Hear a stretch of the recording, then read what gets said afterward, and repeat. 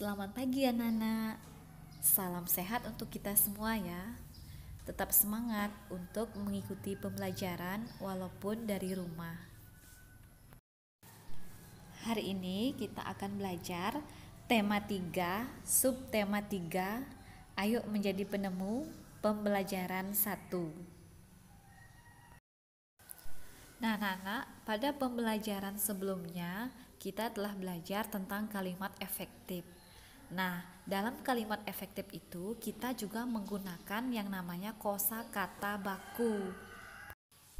Kosakata baku adalah kosakata yang penulisannya telah sesuai dengan pedoman umum ejaan bahasa Indonesia.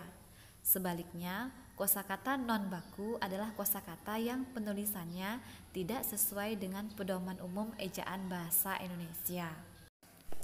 Kosakata baku ini wajib kita gunakan dalam penulisan, apalagi menulis kalimat efektif atau percakapan pada acara-acara yang formal.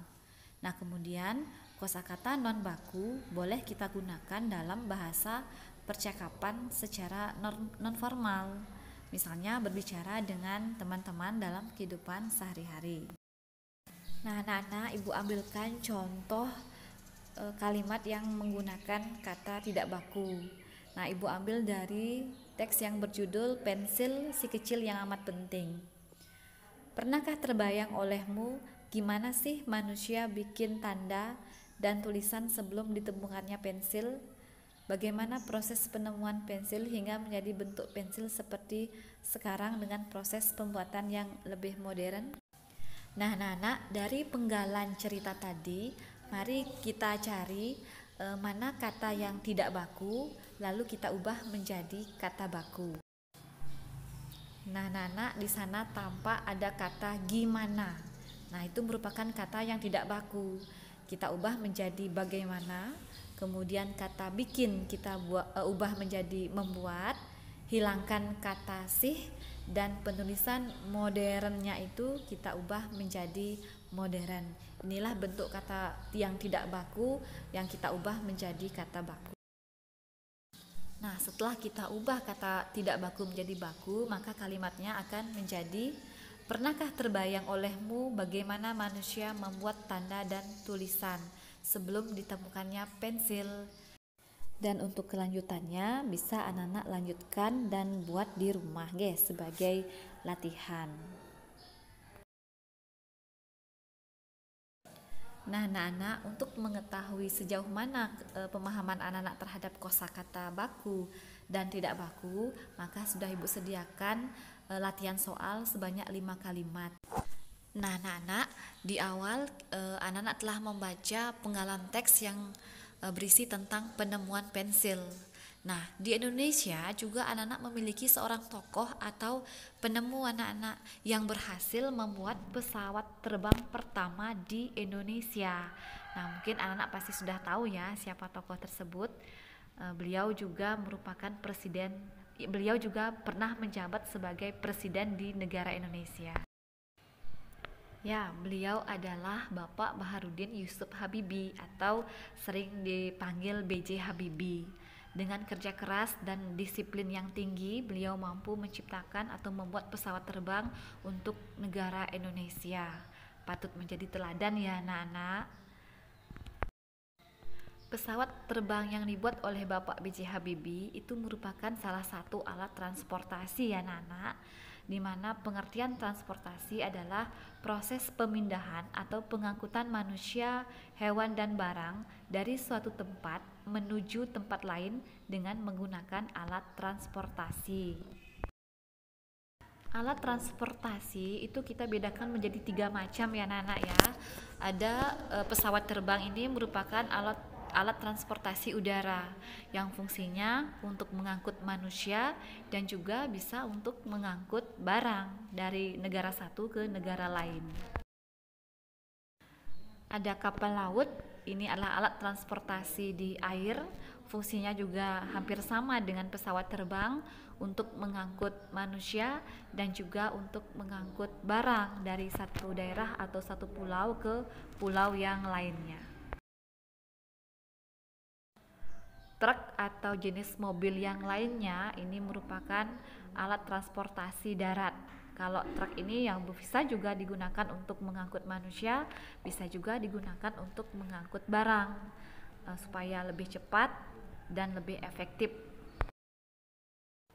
Jadi secara umum alat transportasi memiliki fungsi baik transportasi darat, udara maupun laut, yaitu sebagai alat untuk memudahkan kegiatan manusia sehari-hari, sebagai alat untuk melancarkan proses pemindahan barang dari satu tempat ke tempat lainnya, kemudian sebagai media yang dapat membantu pertumbuhan dan perkembangan serta pembangunan di daerah tertentu. Kemudian, apa pengaruh alat transportasi bagi kehidupan masyarakat?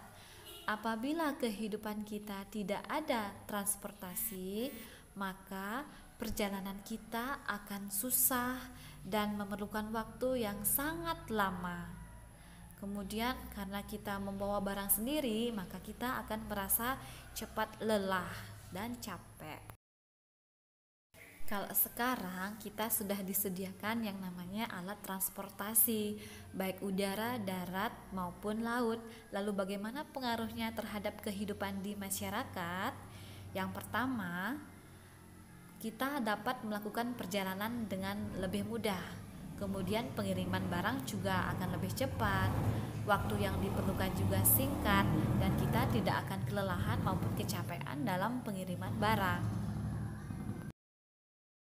Anak-anak, untuk mengetahui sejauh mana pemahaman anak-anak tentang alat transportasi, maka jawablah soal berikut ini.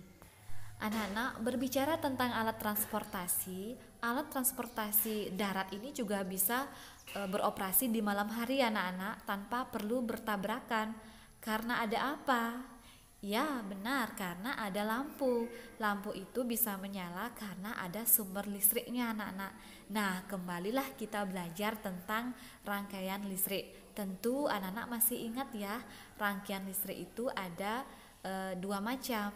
Ada rangkaian listrik seri, kemudian ada rangkaian listrik paralel.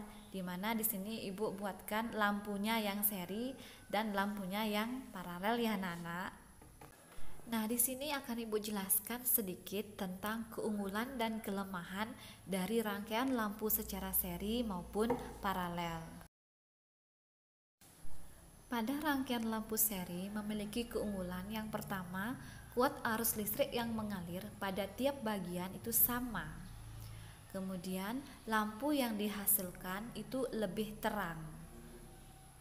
Yang ketiga, susunan rangkaiannya itu lebih sederhana. Yang nomor 4, memerlukan kabel yang lebih pendek. Adapun kelemahan dari rangkaian lampu seri adalah bila satu bagian terputus, maka bagian yang lain juga akan terputus atau mati. Yang kedua, boros terhadap energi listrik sehingga baterai pun akan cepat habis. Jadi ini lampu seri juga memiliki kelemahan ya anak-anak, di samping memiliki keunggulan.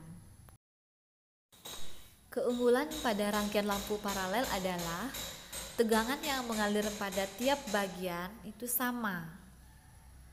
Kemudian yang kedua, apabila satu bagian terputus tidak mempengaruhi bagian yang lainnya. Yang ketiga, tentunya hemat listrik ya anak-anak. Kelemahan pada rangkaian lampu paralel adalah memerlukan banyak kabel, lebih rumit, dan juga nyalanya lebih redup. Nah, itulah anak-anak penjelasan singkat tentang kelemahan dan keunggulan pada rangkaian listrik paralel dan juga rangkaian listrik seri. Semoga bisa dipahami ya anak-anak. Nah, setelah ini akan Ibu berikan latihan soal untuk menguji pemahaman anak-anak tentang rangkaian listrik seri dan paralel. Berikut ini soalnya ya anak-anak, mohon dikerjakan dengan baik pada buku latihan dan Ibu tunggu sampai nanti siang. Terima kasih.